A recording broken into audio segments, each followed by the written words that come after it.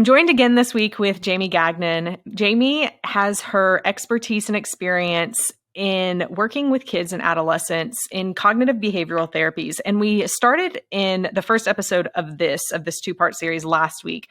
And she covered what it looks like to use cognitive behavioral therapies and techniques in depression and in anxiety. This week, we cover trauma.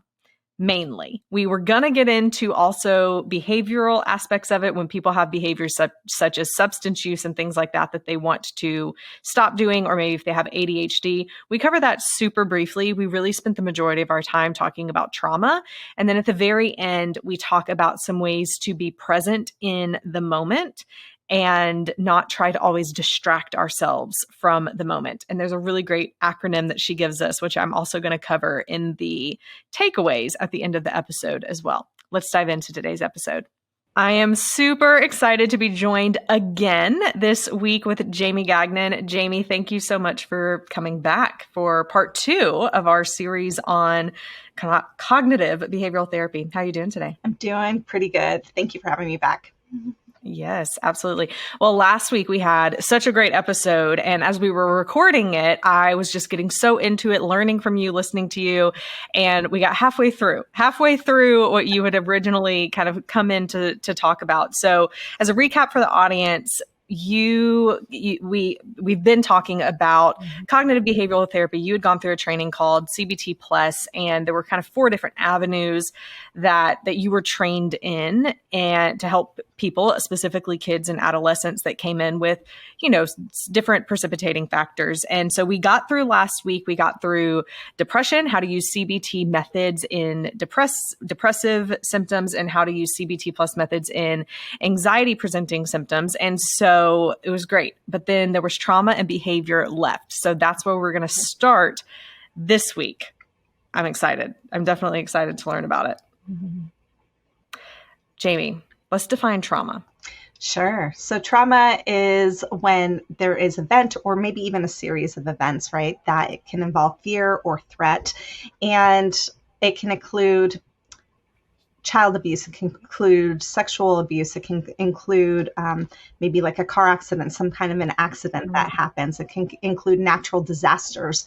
It can include violent crimes, or even sometimes the sudden or violent death of a loved one can induce trauma. That's just a little bit of what it is, but there can be a lot of different things that can bring trauma on. Mm-hmm. Yeah.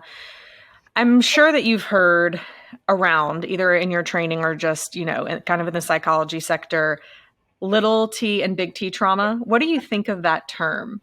So it is a term that I have also used in my own therapy. Mm-hmm. So big T trauma is what we would consider to be those fears or a fear or a threat that has happened. So those traumas that I just identified are what we would consider to be a big T trauma. What we might consider to be a little T trauma might be something like somebody being bullied. It could be somebody getting verbally attacked, verbal abuse, where it's enough to cause trauma symptoms, but it's not something that they had a big fear or threat for their life, or that there were maybe big physical implications of that. And so when we're talking about big T and little T trauma, that's usually what we're talking about, is maybe more the big events that can cause maybe a big threat versus the things that are more of an emotional trauma. Now, not to say that emotional trauma is any less when we call it a little T trauma versus a big T trauma, but sometimes the symptoms present maybe a little different. Got it. So if someone, let's say, especially since your work that you had done and training in this had been with kids when you were trained in it. So if a kid was being bullied, then would you still go down this CBT plus path with them? Versus if a kid was coming in and they had experienced sexual molestation or something that was a little more, grievous and traumatic on that scale. Would there be a difference in how you would handle those two situations? Possibly. It really would depend on the symptoms that are presenting at that moment. And I'd probably start out with CBT for anxiety, or really focusing on the cognitive restructuring and identifying those negative or unhelpful belief systems and thoughts that they have, and working to reframe those to more helpful thinking patterns. And if they're feeling really stuck still in that, I may then transfer over into what's called trauma-focused cognitive behavioral therapy. Now, I do want to identify that, like Kimberly said, I was trained in CBT Plus, which is the evidence-based practice for 18 and under. And trauma-focused cognitive behavioral therapy is also the evidence-based practice for 18 and under. But there are a lot of similarities between CBT for trauma for adults and CBT trauma for 18 and under too. Yeah, that's great. Mm-hmm. Okay, so if someone is experiencing trauma, and let's just say the big T trauma at this point, then what are some things that would happen for them? Realizing, as you said, you did CBT with this focus for kids first. That was what your training was in. But let's say it is an adult, and they've had a traumatic event they're going through. What is kind of the path that you might take someone like that on when they're coming to see someone like you? Sure. We're going to first start with some psychoeducation around trauma. So what is trauma? What is post-traumatic stress disorder? So not everybody who experiences a big T trauma is going to develop post-traumatic stress disorder. But you can have trauma symptoms that show up, and it's important for us to identify how those are affecting their life and if they're getting in the way of the things that they are doing in their life. So first, we're going to talk about the psychoeducation of what is trauma, what does treatment for trauma look like, what causes PTSD, what is PTSD normal, and then we are going to move into focusing on some of those coping skills and those relaxation techniques. Last week, we talked about deep breathing. I'm always starting first with some deep breathing. I call it four-square breathing. I know box breathing is another term for it. And it's finding a breathing skill that works for you. You know, just because my favorite's four-square breathing doesn't mean that your breathing technique is any less effective.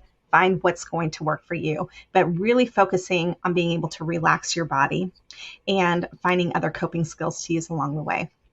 I was thinking about it after last week. One of my other favorite coping skills to start with, especially when there's anxiety and when there is trauma, because trauma is a lot of anxiety within that. And even with depression, when depression goes into the wanting to do behaviors that are going to be harmful to yourself. So not everybody with depression is going to do harmful behaviors, but some of those may look like substance use, and some of those may look like cutting or other harmful actions to your body.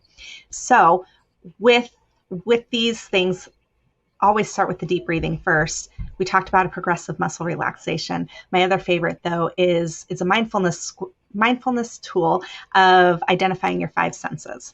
Okay. And what that does is it really brings you focus to the present moment. When there's a lot of anxiety, when there has been trauma, a lot of times it's like we're out here and we're not really feeling in our body, and it doesn't feel like we're connected to our body. And the five senses can help bring us connected to our body and to the moment. It's what's called a grounding exercise. So an easy way to remember five senses is just, what are five things I can see? So looking around, I might go, I see my curtains, I see my apple tree outside, I see my air conditioner, I see my computer, I see my light. I don't know if that was 4 or 5, but then what are 4 things that I can hear? I can hear my sound machine outside the door. I can hear Kimberly as she's responding to me. I can hear my kids talking. I'm sure I could come up with a 4th one, right? What are 3 things, or maybe it's more 4 things that I can feel, 3 things I can hear. It doesn't really matter as long as you're just kind of focusing in. What are 3 things that I can feel right now? I can feel the smoothness of my phone. I can feel, and finding different textures. I can feel the cushiness of my chair that I'm holding. I can feel the hardness of my water bottle, and identifying different things you can feel. What are 2 things you can taste? Maybe drinking some mint tea. Mint tea can be very relaxing, right? And following up with maybe eating some strawberries. And then what is 1 thing you can smell? And find maybe something that's a relaxing smell for you. And maybe it's a candle, maybe it's essential oil, something like that that can be calming for you. That helps to bring you back to the present moment. It's not so important that you remember which sense goes with the 5, 4, 3, 2, 1. It's just a way to kind of focus yourself and bring yourself back to the present moment, and to connect with your body again versus feeling like you're outside of yourself. So that's another coping skill that I like to start with. Yeah, I like that a lot. Mm-hmm. Question as we get into this, do you think, this is from left field, we're going to see. Do you think that trauma might be more difficult for kids because they haven't fully developed all of their cortexes of their brain? And so do you think that they might experience the effects of trauma differently, maybe more, or maybe just more, like more intensely than an adult who might have the ability to judge and discern and rationalize? Does that make sense? Yeah, it makes perfect sense. And I don't know that I have a clear answer for you. And I don't know if there's research out there that talks about, but as a verbal processor, I'm just going to talk out my thoughts around that. I think that it's going to be possibly different with kids and adults. So what you're saying with adults, being able to more rationally think things through and have more the cognitive ability to take in more of the world around them and process that can almost get in the way. And it's now you have a lot more that you're processing through, and a lot more things that can maybe make you more anxious. And whereas a kid maybe doesn't have all of that they're thinking about, when they're maybe not thinking about all the repercussions down the line that an adult is going to now put into place. So the kids may have a harder time making sense out of the world and what happened and that part of it. But there is so much research and support that if you have a caring caregiver, somebody who's a very supportive caregiver who can come alongside them and really help them through this process, and you can get them the right kind of help and go through this trauma-focused cognitive behavioral therapy, that there is a really high outcome for them to be able to move on and not have this be debilitating in the future if they have taken the time to really work through it. Now, a lot of times what we will see, though, is that people will have childhood traumas and they might have complex PTSD, right? Which is complex PTSD is adding that there are many different traumas and a lot of those childhood traumas on top of maybe another triggering event that's happened as an adult. If they have not taken the time to really process through that as a child, they may have more long-term consequences for that. So I don't have an exact answer for you. There may be a research out there that goes, oh, I have this answer, but I think it's different. Yeah. It's different based on the cognitive processing that a kid can do versus an adult. Now, when you talk about childhood traumas, you're referring again back to that list that you started with. If there's been violence, a bad car accident, a national tragedy, like a terrorist attack, something like that, sexual abuse, different things, physical abuse. What about the ACEs, so the adverse childhood experiences? Those aren't considered trauma, right? They are considered trauma. They are considered trauma. Okay. And those things that I listed are on so if you take the ACEs test, that or the ACEs quiz, those are questions that are a part of that. And off the top of my head, it's been a little while since I've looked at an ACEs test here, so I'm not going to be able to tell you. Me too. We're in the same boat, but I do remember it has divorce, and I do remember it has moving. Yeah, and bullying, I believe, is on that list too. And but part of the ACEs is experiencing violence, abuse, or neglect, witnessing violence in the community, maybe having a family member attempt or die by suicide. Those are all also adverse childhood experiences. It could also include being in an environment where you have a parent or family member who has mental health problems or substance use disorders, instability due to parental separation. All of those things are also part of ACEs. So ACEs does have quite a few things that it covers in there, and it's a combination Yeah. of big T and little T traumas. Yeah. Okay. Yeah. And that's a good way. I think that's a good way to put it. Mm-hmm. Okay. So after you do the coping skills Mm-hmm. that if someone were to come in, let's start with some of those Mm-hmm. and the education aspect of just teaching what is trauma, kind of what's going on in your body, why is it happening? What's the next step Mm-hmm. that someone would take, or is it linear like that? There is a linear aspect to it, but sometimes things jump around a little bit, but there is a fairly linear aspect to it. So the next step would be cognitive coping. And this is, so remembering that cognitive is just a fancy word for our thoughts. So learning how to cope with the intrusive thoughts that we have or the negative thought patterns that we may have. With cognitive coping, it's learning about how our feelings and our behaviors are connected to our thoughts. If I had done this ahead of time, I could have shown you. Imagine a triangle, okay? And at the top of the triangle is your thoughts, and then in one corner is your feelings, and the other corner is your behaviors. And it's to show that there is a connection between our thoughts, our feelings, and our behaviors. Each of those is going to affect each of the different aspects. So our thoughts are going to affect the way that we feel about things, and our feelings are going to affect the way that we behave about things.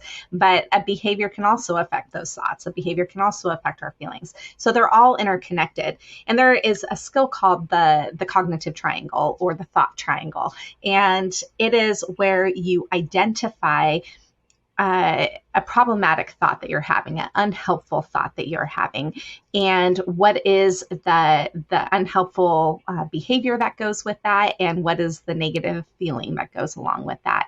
Rating the feeling on a scale of 0 to 10, and with 10 being really high and 0 being low, and recognizing that there is a connection between our thoughts, our feelings, and our behaviors. Then focusing on what is a more helpful thought in the situation. Okay, what is a more helpful behavior that goes with the situation? Okay, and then how does that impact my feelings when I'm focused on a more helpful thought and a more helpful behavior?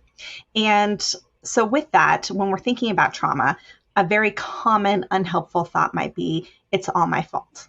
Okay. Kids feel this all the time, but adults do too. You hear this a lot in victims of domestic violence that, well, it's my fault, because they have been trained that, well, I only did this because you did this. And so they feel that it is all their fault. So it's all my fault that this happened.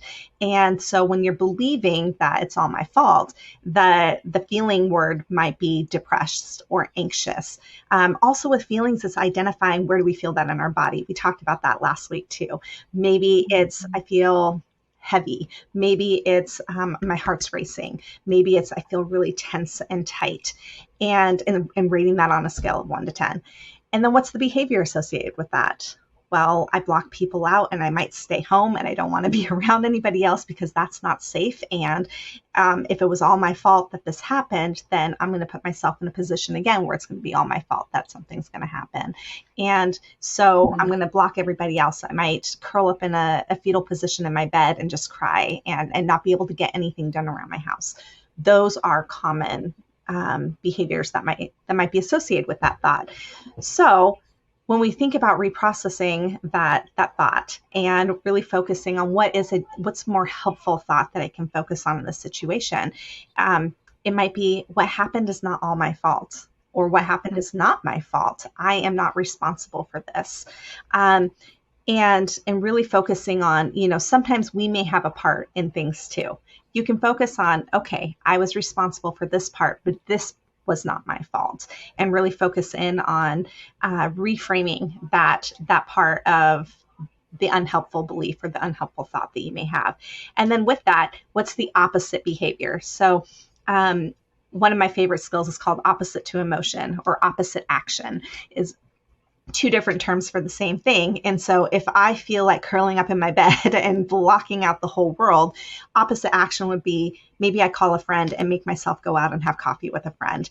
Maybe I get out and I go for a walk, even though I don't feel like it, even though I have no energy, no motivation. I'm going to make myself go out and be a part of the world. And that would be the opposite to the emotion. Okay. And then maybe I maybe I put on a funny cat video on YouTube and find a way to laugh, even though I don't feel like it in the moment. It's being able to re-engage. That would be the opposite behavior, right? And so when I am re-engaging, when I am altering those beliefs, when I am thinking about things in a new way, what would the new emotion be that goes along with that? And so then it's identifying what that new emotion might be. And then on a scale of 1 to 10, if that is still an unhelpful emotion or a negative emotion, then maybe we reprocess it again. Yeah, that makes sense. So let's work through that model that you just gave, but can you give an example of, so start with one of those thoughts and the behavior that it might want them to do. So we kind of started with one, but let's give a different example. Okay. So what is another common thought that people tend to have if they've experienced trauma? The world is not safe.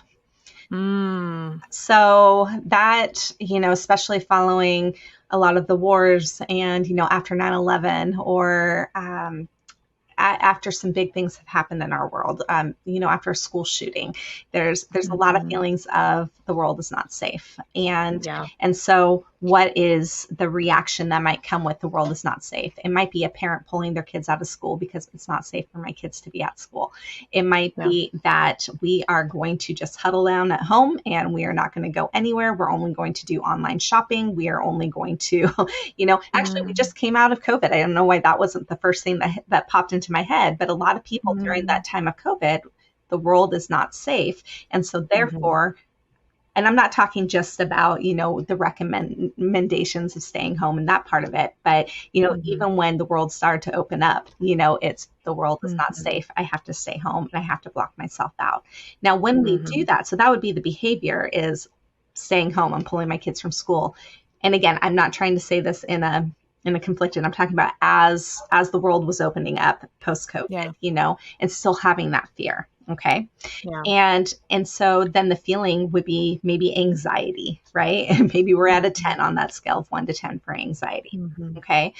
And so the way that you would refocus, last week we talked about, is this a true thought or is this a helpful thought? Sometimes the thoughts that we have are true. And that doesn't mean that they're always helpful, but sometimes it's not true anymore, the thoughts that we have for ourselves. And so asking ourselves, is this thought true? And is this thought helpful? And so maybe it's when we're talking about, is the world a safe place? I'm going to go back to maybe the school shooting one as my example. Okay.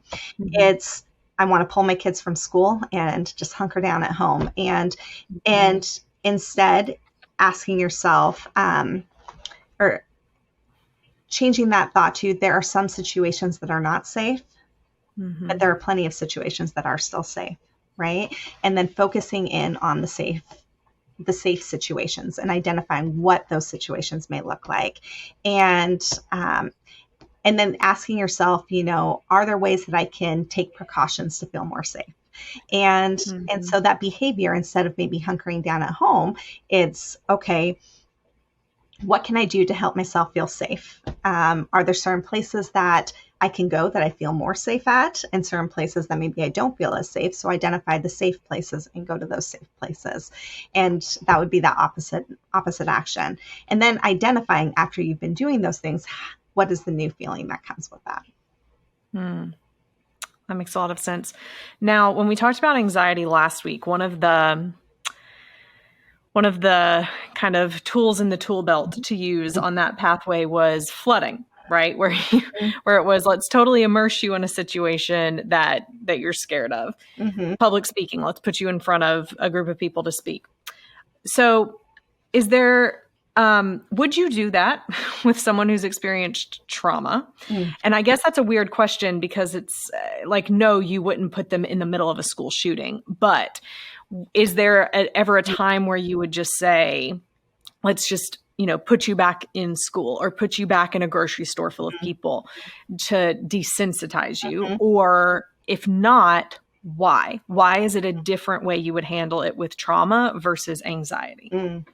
So we're going to go through the next step first before we talk about that Okay. piece. And I'm going to Okay. come back to that. Sounds Okay. good. So the next step is exposure. It is part of the exposure, and exposure can look a couple different ways. The big part though is going through trauma memories. Okay. And there's different ways that can happen. Oftentimes it happens through what's called the trauma narrative, where in a safe setting, you are talking, and this, I really want to identify that this part of it really should be under the supervision of a professional who has experience in trauma. Okay. Right. I don't want people out there trying to go through their own trauma processing without somebody walking alongside you with that. Yes. Because if you don't know what you're doing, you're just taking this little bit that Jamie's saying on a podcast about it, it could be very detrimental for you. And so I don't recommend that you take your kids through this or that you do this without the guidance of a professional working with you. Okay. But part of what this is it's doing that's the wrong word, doing a trauma narrative. That might look like you're writing it out and then you're reading it. And it's really about thinking about the trauma and identifying the thoughts and the feelings that go with that. And exposing yourself in a safe environment while you have the tools to help be able to focus on the big emotions that come with that and the trauma symptoms that might come with that. And this is why it's really important to do this under the guidance of a professional who's been trained in this. Yeah. But so with the exposure piece, there's the first part of it that is the going through the story of what happened. And sometimes it is going through that multiple times. It is not just going through it once. And this is the desensitization process. We are becoming desensitized to the trauma that you have experienced so that it is not holding the power over you. Now, the second part of that is live exposure. Okay. And that is what you were talking about. Do we focus on those systematic desensitization pieces, which is your trauma narrative, or do we put you back in the schools? Do we do that flooding piece? How do we do that? Most of the time it's still going to be a systematic desensitization. But it's being able to face up to situations in real life, right? That are causing too much distress for you. Now, with that being said, there are certain situations we do not want you to go back into. Okay, so some of that is going to be more that in vivo exposure piece, which is more imaginal exposure, where you are visualizing the exposure and you're working through it in that in case you ever were to be back in a situation like that again.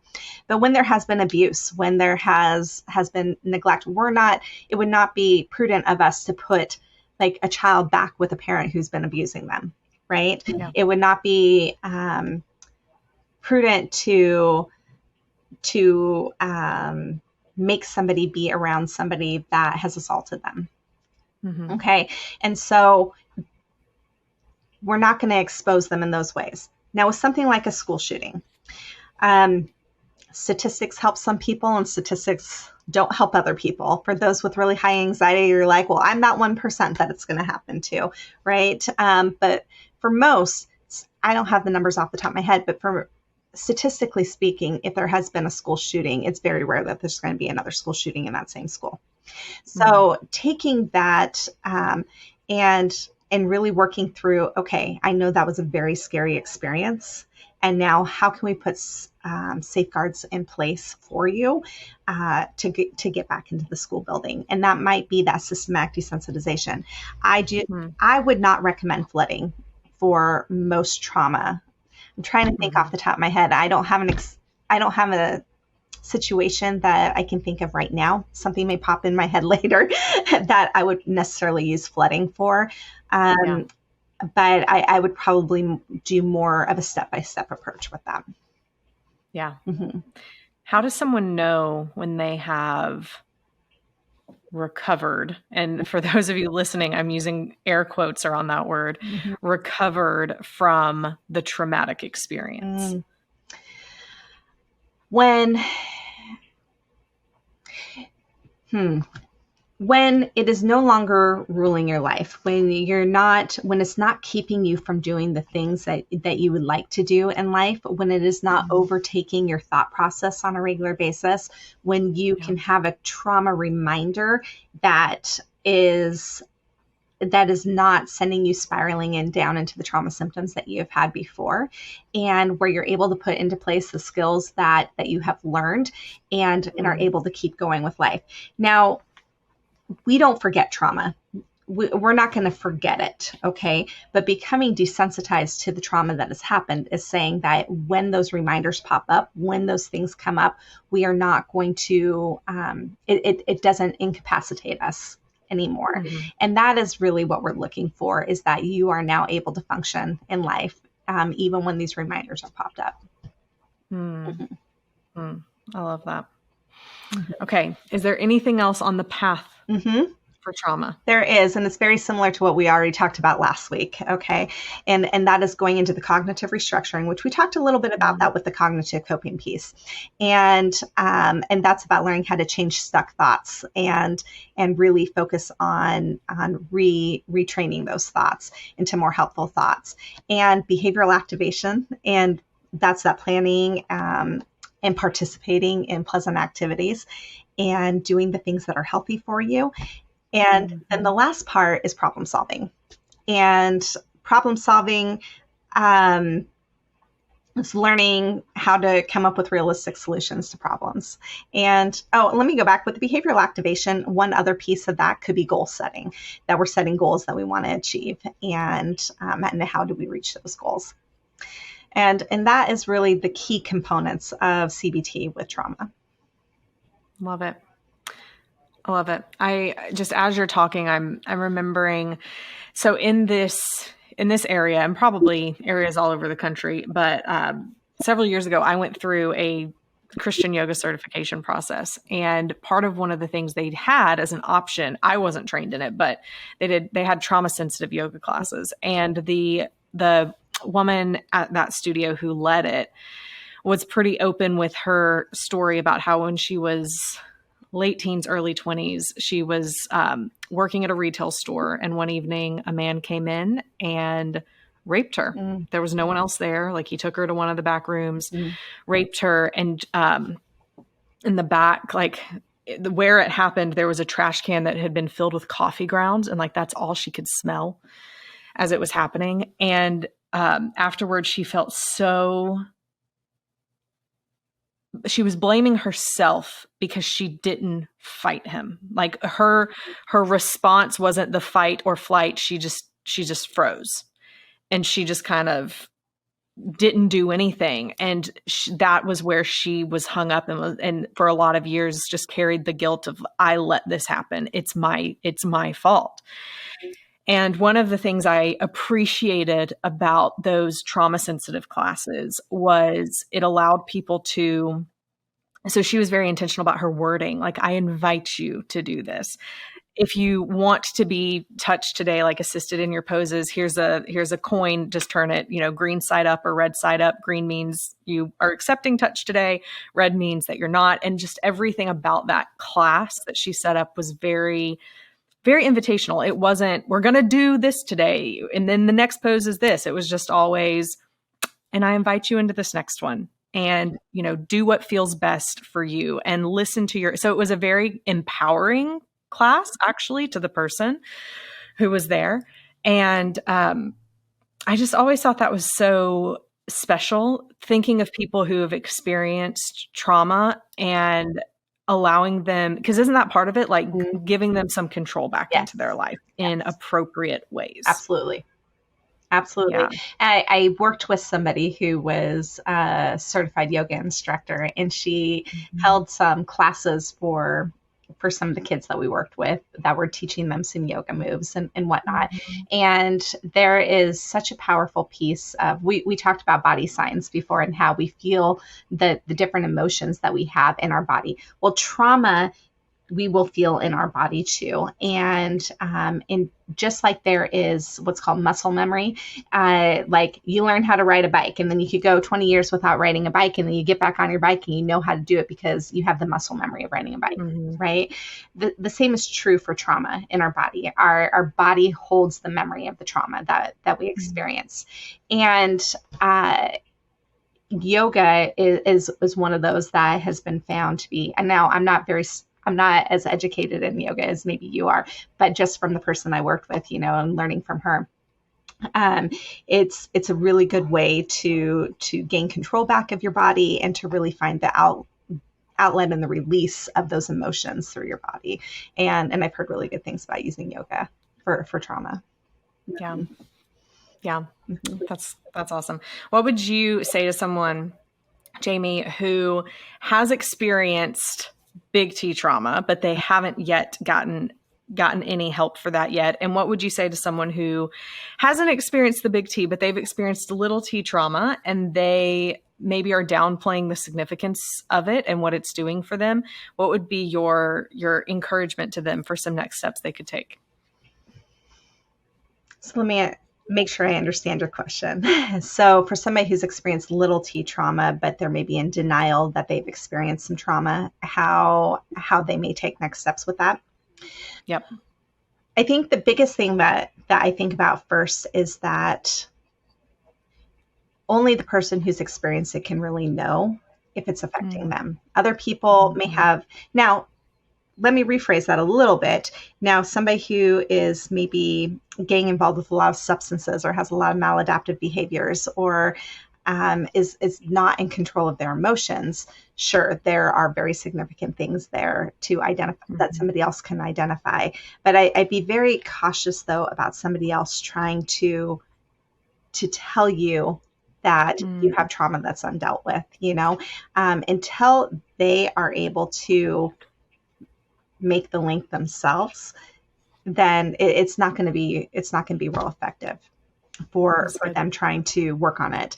So when we see a lot of spouses saying, well, my husband needs to go work on his past trauma, or my wife needs to work on her anger and this and that, we talk a lot in Marriage Helper about the wall that we have between us, and that wall is going to go up higher and it's going to get 3 feet thicker, and it's going to become more impenetrable when you have somebody telling you all the time that you need to go work on yourself, right?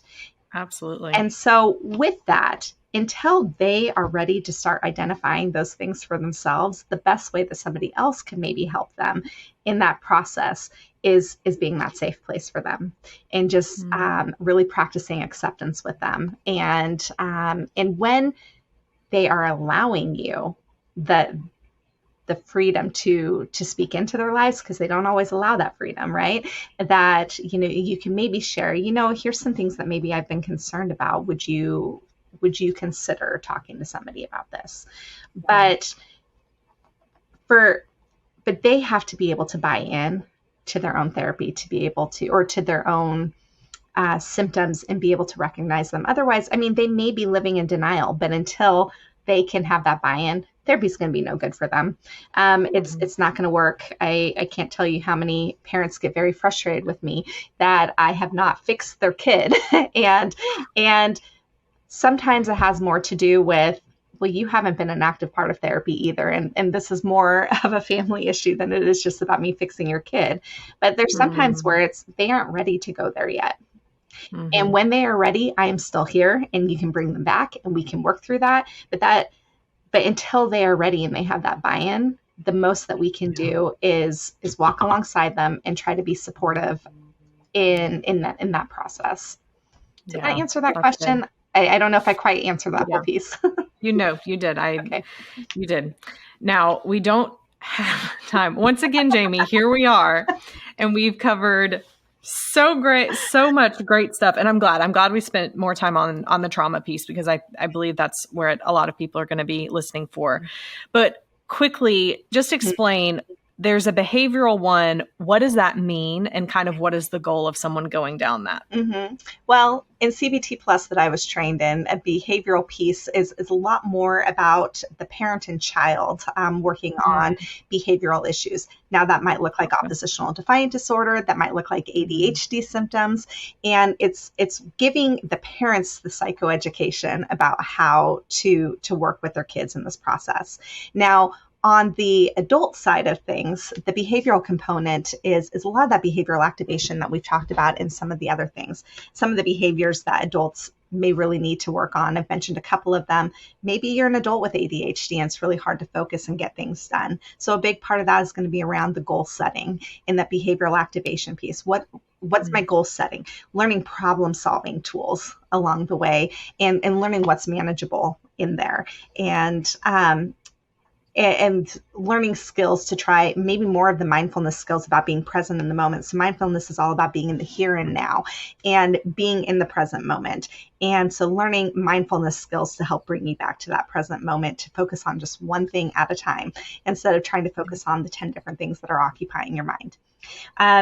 Another big behavioral part would be substance use. And whether that be illicit substance use, but maybe that looks like nicotine or maybe that looks like alcohol too, right? And so identifying the problematic behaviors that are there and identifying steps along the way. But it's a lot of that, still identifying the unhelpful thinking patterns that we get into. And it's about the behavioral activation, and it's about goal setting, and it's about problem solving and all those pieces. And so it's a lot of the same stuff that we've already been talking about. It's just a little bit more specific to those areas. Great. How would you recommend someone in their area, if they're wanting counseling or therapy in this, where do they go to find someone who would be trained in it? It really is just calling around and asking, are you trained in CBT? And I don't know that there's necessarily a database that would be accurate, because I can tell you I've taken lots of trainings over the years that I'm not necessarily in a database that you can just look me up. And so it really is about looking people up. A lot of therapists have their own websites and they talk about the different skills that they use, and they talk about the different therapy techniques that they use. So you can start looking at their websites and then calling them and having like a 5-minute conversation and just asking the questions that you would like to ask. You could ask them, what has your training been in cognitive behavioral therapy? What does that look like? What does treatment look like for you? Good. That's helpful. And yes, so for people who are wondering, sometimes it is hard to just know where to start, but go to Google, type in cognitive behavioral therapist in where you live, start there, start calling through. Google's not going to have the perfect answers for everything, but it can give you the place to start. Absolutely. Well, Jamie, the final question I want to ask as we end our conversation today, which once again has been fantastic, and I just have a thing full of notes that I've been taking as you've been talking, but I said something in my outro last week, which, in giving my key takeaways, talking about how cognitive behavioral therapy impacts our pies, and wanted to ask you specifically, in thinking about that spiritual aspect of pies, what are some ways that you see CBT having a positive impact on our spiritual health and spiritual attraction? Sure. So I'm going to take a couple different approaches with this answer. Part of that is with the cognitive restructuring piece. It is really the not focusing on the unhelpful thoughts that we have and focusing in on helpful thoughts and really focusing in on truth and filling our head with truth. And that, I believe, falls under the spiritual aspect of pies. And so what truth may look like for you, if you are a person of faith, maybe that is taking scripture from your faith and you are choosing to focus your thoughts on maybe different scriptures and having like a go-to scripture that is comforting to you whenever you are having these anxious thoughts and to help bring you back focus. If you're not a person of faith, then that might look like just having a motto or a mantra in another form that brings you peace when you think about it, and just going to that over and over. The other side of that, there's another form of therapy. It's called dialectical behavioral therapy, or DBT. And DBT is based on CBT principles in many aspects, with a greater focus on the emotional regulation side of things and social aspects, or how we interact with our world around us and with ourselves. And so where CBT focuses more on the thinking patterns and behavioral patterns, DBT is going to focus more on the emotional regulation side of things. In DBT, we have 4 separate skill sets that you learn about. That's mindfulness, distress tolerance, emotion regulation, and interpersonal effectiveness. Now, under mindfulness, there is a big part of just being very mindful about what we're thinking about and focusing on. And I believe a big part of that can fall into the spiritual side. Mindfulness can fall under multiple categories on here. I believe when you've done episodes on mindfulness, you say that it goes under the I, into the intellectual side of pies. As a therapist, I'd argue that it goes under the E, into the emotional part of pies, because it is going to be the way that we help regulate our emotions. In this case, though, I'd also argue that it can fall into the S, when we are being very mindful about our thoughts and what is happening. It kind of goes over all aspects of our pies here. And but with that, though, distress tolerance has a couple different skills that I absolutely love. And my favorite is, some of my favorites, I have a lot of favorites. Some of my favorites, though, are the acronyms IMPROVE and ACCEPTS. And I'm just going to be very, very quick about these. But ACCEPTS is all about distraction techniques. And so the A stands for activities. What things can you do that can distract you? The first C is contributions, do something for yourself or for others. Second C is choices. The E is emotions. P is pushing away. So not physically pushing somebody, but you might have to leave a situation or emotionally push something away. The T is thoughts, and the S is focusing on your sensations. Okay. I know I'm going through this very quickly, but the improve, though, this is going to bring it back into more the spiritual side of things, because the accepts is going to cover all areas of your pies there, with distractions in all those different areas, right? The improve, the I is focusing on imagery, which is that visualization that we've talked about, and having more helpful things that we can focus on. The M is finding meaning, identifying meaning and purpose in your life. That would line up with the spiritual side of pies, right? Where we can find that, what's my purpose? What's meaningful to me? The P in improve is about prayer.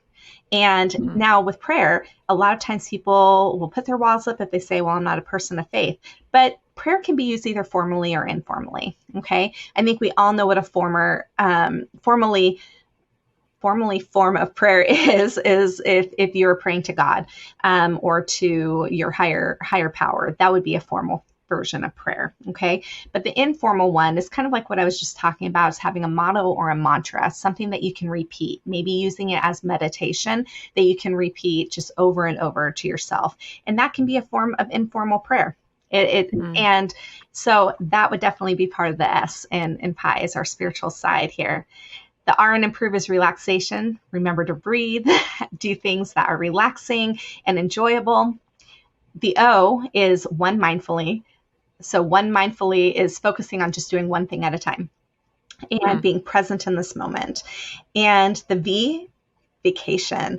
So vacation might be that, you get to go to Mexico for 2 weeks, but vacation may also look like, I have 5 minutes that I'm going to go for a quick walk, and I'm going to just get myself out of the situation that I'm in, out of my environment, and I'm going to just remove myself for 5 minutes. Maybe it's a 20-minute bubble bath. Whatever that is to you, what is a brief little vacation that you can give your mind? And the E is encouragement. So positive self-talk, support from others. So some of those were not part of the S. I know I went a little bit broader than your specific question there, but there was a lot of those parts in there that are specific to how can we work on coping skills to help with the spiritual aspect of our pies. I love that. So the improve one specifically use it when you're feeling overwhelmed? It's about improving the moment. So a lot of times we want to try to distract ourselves from the moment. And so accepts is about distractions. And there is a time and place when we need to, it's just too overwhelming and we need to try to distract ourselves by doing other things to get ourselves out of our head. But there are times that we can't do that. And there are times that we need to sit with those emotions and we need to really process through those emotions. And that is when you would use improve. So distraction is okay sometimes, but you can't always distract yourself from the problem. Improve is about improving the moment. Love that. That's fantastic. I took those notes as well, so we'll be sure to include that in the show notes so people can see it a little and more thoughtfully go through each one and pick the ones that could work for them. Jamie, fantastic. Love the tools that you've given to me and to our listeners and your expertise in the field and in your experience. And you present it in such a way that is really applicable and easy to follow. So I so appreciate your time and being on the show again. It's been my pleasure to be here. Here are my key takeaways from the episode today with Jamie. It is chock full of techniques and tools that we can use to help us be more present and in the moment. I would like to give the encouragement, as this episode talked a lot about trauma, that if you have experienced trauma that has been unresolved and you are feeling the effects of it and you feel like it is preventing you from living the life that you want to live, then I would encourage you to seek professional help for that. As we talked about, you can go to Google, you can type in cognitive behavioral therapist. If you're wanting specifically trauma related, then trauma and cognitive behavioral therapies, and look at who is doing it. Call them, get a feel for if you feel like you would be a good fit, that they would be a good fit for you. It's a two-way street. And I would encourage you to start diving into that. And of course, I've mentioned in previous podcasts that EMDR can also be a very effective tool for helping to process some of those traumatic memories and thoughts and helping your brain to process them so that the brain doesn't kind of stay stuck in those traumatic events and traumatic thoughts. So that's the first takeaway and first encouragement. If you need help, get help. The second takeaway, I love this model of grounding yourself by using your five senses.